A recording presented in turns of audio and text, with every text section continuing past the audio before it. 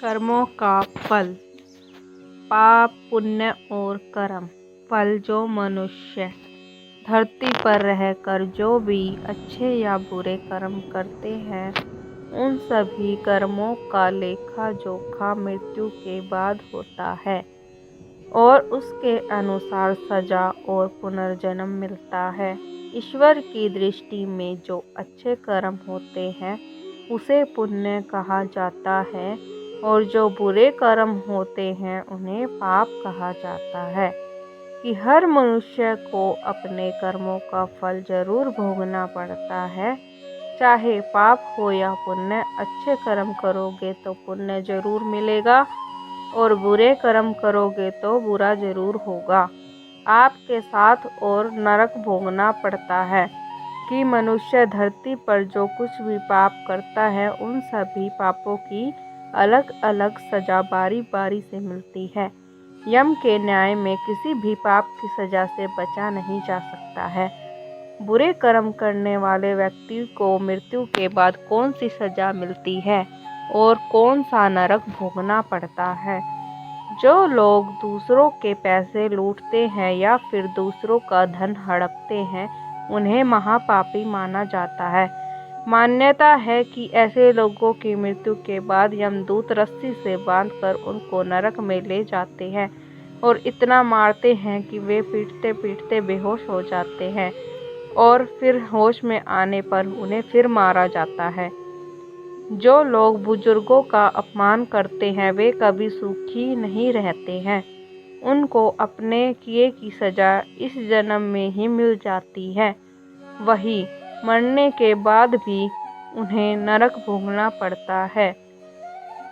गरुड़ पुराण में बताया गया है कि जो लोग बुजुर्गों का अपमान करते हैं, उन्हें नीचा दिखाते हैं या फिर उन्हें सताते हैं, तो ऐसे पापियों को नरक में आग में झोंक दिया जाता है और ऐसा तब तक किया जाता है जब तक उनकी खाल शरीर से अलग न हो जाए। ऐसे लोग जो अपने स्वार्थ के लिए निर्दोष जीवों को मार डालते हैं, उनके लिए भी नरक भोगना तय है। गरुड़ पुराण में बताया गया है कि जो लोग अपनी इच्छा की पूर्ति के लिए निर्दोष जीवों को मार कर खा जाते हैं, उन्हें नरक में बेहद कठोर दंड दिया जाता है।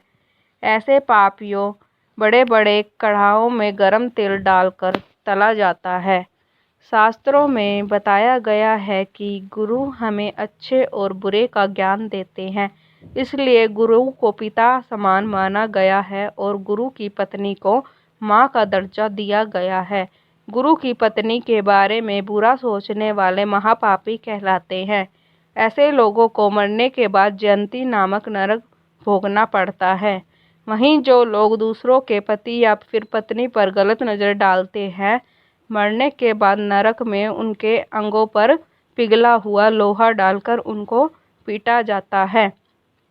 कहते हैं ऐसे पति पत्नी जो एक दूसरे के साथ केवल तब तक रहते हैं जब तक एक दूसरे की ज़रूरत है, या फिर केवल तब तक साथ रहते हैं जब तक एक दूसरे के पैसों का उपभोग कर सके। ऐसे पति और पत्नी को मृत्यु के बाद नरक भोगना पड़ता है। गरुड़ पुराण के अनुसार ऐसे लोगों को नरक में लोहे की गर्म सलाखों से पीटा जाता है।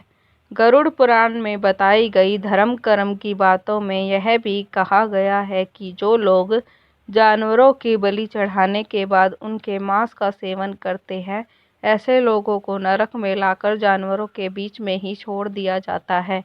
उसके बाद ये आवारा पशु उस व्यक्ति को नोच कर खा जाते हैं। ऐसे लोग जो महिलाओं से वादा करके उनके साथ गलत काम करते हैं या फिर उनका फ़ायदा उठाते हुए उनका धन लूटते हैं, ऐसे लोगों को शास्त्रों में जानवरों के समान माना गया है। नरक में भी उनके साथ जानवरों जैसा व्यवहार किया जाता है और उन्हें मल और मूत्र से भरे गंदे कुएं में डाल दिया जाता है। कुंवारी अथवा अल्पायु कन्या से संबंध बनाने वाले को नरक की घोर यातना सहने के बाद अजगर योनि में आकर जन्म लेना पड़ता है। जो व्यक्ति काम भावना से पीड़ित होकर गुरु की पत्नी का मान भंग करता है, ऐसा व्यक्ति वर्षों तक नरक की यातना सहने के बाद गिरगिट की योनि में जन्म लेता है।